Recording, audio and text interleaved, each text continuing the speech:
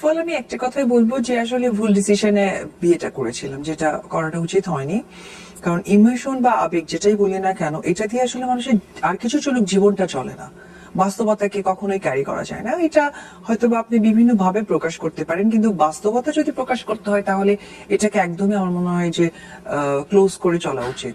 তো যদিও এই কথাটা এই মুহূর্তে আসলে খুব একটা কার্যকর নয়, কারণ আমি যেহেতু এত সুন্দর একটা সন্তানের মা, এবং ডেফিনেটলি সন্তানের থ্রুতে ওই ফ্যামিলির লোকেরা প্রচন্ড ভালো মানুষ, তাদেরকে আমি পেয়েছি। কিন্তু ব্যক্তি উপবিশ্বাস যদি একা একা বলা হয় যে তুমি নিজের মধ্যে একটা কথা বলো, তো তাহলে বলতে পারি যে হয়তো বা বিয়েটা আর কিছুদিন পর যদি চিন্তা করে করতাম বা ভেবে করতাম তাহলে আরো ভালো হলে হতে পারত। ও ভাইরে ভাই, আবারও কিন্তু লাইভে চলে আসেন অপু বিশ্বাস। মেগাস্টার শাকিব খানকে তিনি কেন বিয়ে করবেন না, তার কিছু যথার্থ কিছু কথা বললেন যে কারণগুলোর কারণে মেগাস্টারকে কিন্তু বিয়ে করবেন না, এবং মেগাস্টার শাকিব খান সম্পর্কে দিলেন গোপন কিছু তথ্য, যে তথ্যগুলো শুনলে আপনি নিজেও হতভম্ব হয়ে যাবেন। তো আর দেরি কেন, চলুন আমরা শুনে আসি অপু বিশ্বাস কি বলে। জীবনে আছে অবশ্যই খুব সুন্দর একটা বাবা সে পেয়েছে, যার ব্যাকগ্রাউন্ডের সাথে আমারও নামটা জড়ানো আছে।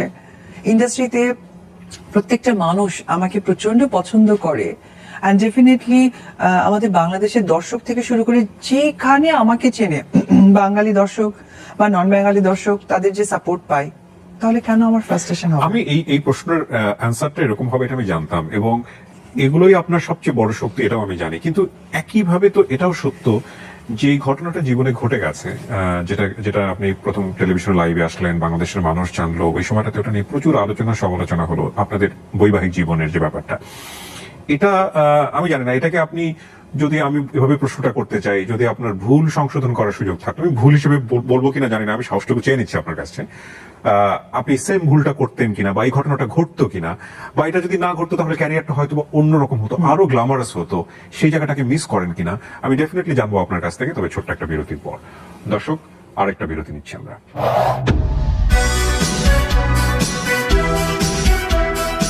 আর একবার আমন্ত্রণ জানাচ্ছি, আপনারা দেখছেন নেক্সাস টেলিভিশনে দ্য আরজিকে প্রিয়া শো। আর ঈদের এই আয়োজনে আমাদের সঙ্গে আছেন আমাদের অত্যন্ত প্রিয় এবং শ্রদ্ধাভাজন অপু বিশ্বাস। তার কাছে আবার ফিরছি, ওই প্রশ্নটা থেকেই ফিরতে চাই যে কখনো কি মনে হয় না, আমরা তো মানুষ ডেফিনেটলি, আপনার কখনো কি সেকেন্ড থট আসে নাই যে আমার জীবনে যদি এই জিনিসটা না থাকতো তাহলে হয়তো আমার ক্যারিয়ারটা আরো অন্যরকম হতো? না, ফার্স্ট অফ অল আমি একটা কথাই বলবো যে আসলে ভুল ডিসিশনে বিয়েটা করেছিলাম, যেটা করাটা উচিত হয়নি। কারণ ইমোশন বা আবেগ যেটাই বলি না কেন, এটা দিয়ে আসলে মানুষের আর কিছু চলুক, জীবনটা চলে না। বাস্তবতাকে কখনোই ক্যারি করা যায় না। এটা হয়তো বা আপনি বিভিন্ন ভাবে প্রকাশ করতে পারেন, কিন্তু বাস্তবতা যদি প্রকাশ করতে হয় তাহলে এটাকে একদমই আমার মনে হয় যে ক্লোজ করে চলা উচিত। তো যদিও এই কথাটা এই মুহূর্তে আসলে খুব একটা কার্যকর নয়, কারণ আমি যেহেতু এত সুন্দর একটা সন্তানের মা, এবং ডেফিনেটলি সন্তানের থ্রুতে ওই ফ্যামিলির লোকেরা প্রচন্ড ভালো মানুষ, তাদেরকে আমি পেয়েছি। কিন্তু ব্যক্তি উপবিশ্বাস যদি একা একা বলা হয় যে তুমি নিজের মধ্যে একটা কথা বলো, তো তাহলে বলতে পারি যে হয়তো বা বিয়েটা আর কিছুদিন পর যদি চিন্তা করে করতাম বা ভেবে করতাম তাহলে আরো ভালো হতে পারতো। সাকিবের কোনো মোমেন্ট মিস করেন? এখন তো ছোট সাকিব আমার সামনে ঘুরে, সো মোমেন্টটা কোত্থেকে মিস করবে, এবং এভরিথিং তার বাবা। No you loved him once, right? আপনি তাকে একসময় পাগলের মতো ভালোবেসেছেন, হয়তো এখনকার অবস্থা আপনিও ভালো জানেন, বাট মিসিং ব্যাপারটা আসে না, আসলে তো স্বাভাবিক। না, মিসিংটা তখনই হতো যদি সে আমার থেকে অনেকটা ডিস্টেন্সে থাকতো বা কোনো ওয়ে আউটই থাকতো না। যেহেতু মানে ডিস্টেন্স, ওয়ে আউট কোনোটাই কার্যকর নয়, সো মিসিং এর ব্যাপারটা ওইভাবে ফিল হয় না।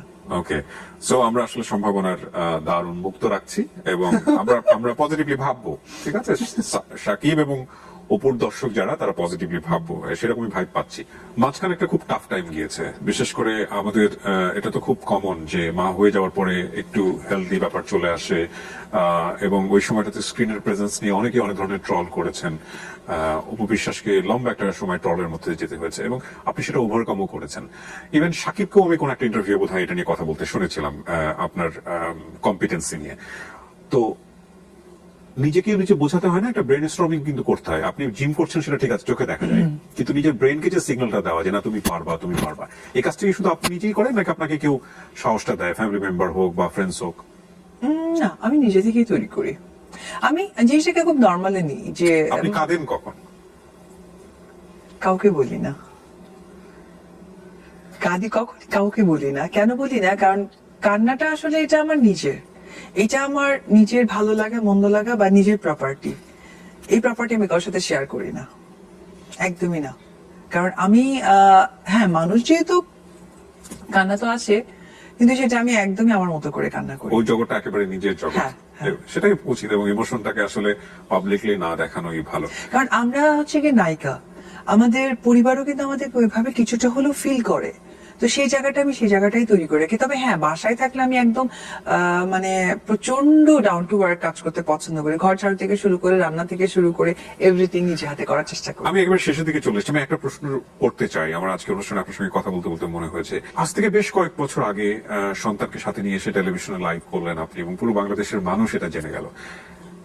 আপনার কি মনে হয় এই কাজটা আপনাকে কোনো রিগ্রেট ফিল দিয়েছে, কাজটা ঠিক হয়নি, কাজটা অন্যভাবে হতে পারতো, এভাবে লাইভ না করা, এরকম কোনো ফিল কি কখনো দেয়? না কি মনে হয় যে না ঠিকই আছে? না, এইটা তো এখন আমি কি বলবো, আমি যেটা করেছিলাম ওটা তো আমার তখন একার ছিল, অনেকেই করেছে তাদের মতো করে। আমারটা হচ্ছে টিভি ক্যামেরা রেকর্ড করে ছেড়েছে, অনেকে নিজে ক্যামেরা রেকর্ড করে ছেড়েছে, কিন্তু সেখানে কি বলেছে, কি বোঝাতে চেয়েছে, সেটা আসলে কেই বা জানে।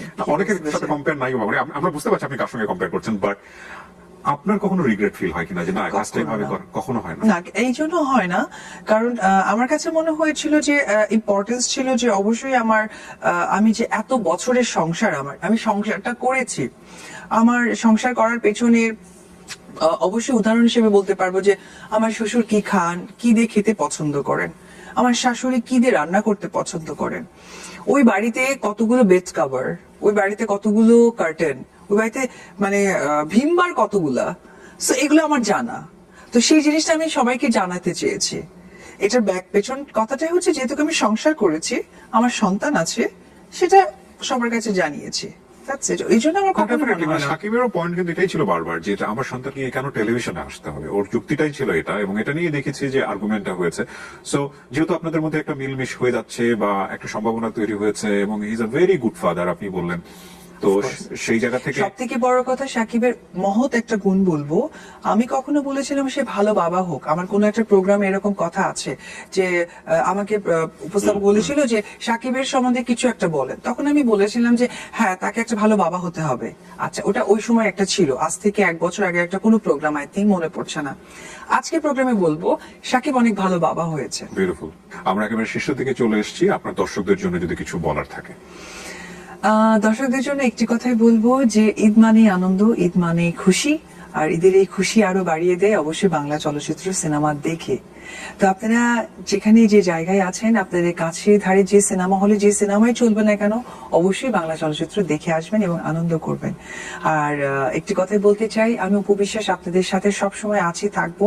আপনাদের ভালোবাসা ভালো লাগে চেয়েই আমি যেন বেঁচে থাকতে পারি। আর আমার লাল শাড়ি আমার নিজের প্রযোজনা সংস্থা থেকে আসছে, অবশ্যই লাল শাড়ি কোথাও যদি আপনারা দেখেন, পরিবার সকলকে নিয়ে যাবেন, আমাকে সাপোর্ট করবেন, আর আমার ছেলের জন্য অনেক দোয়া করবেন। অনেক ধন্যবাদ অপু বিশ্বাস, আমি খুব সম্মানিত ফিল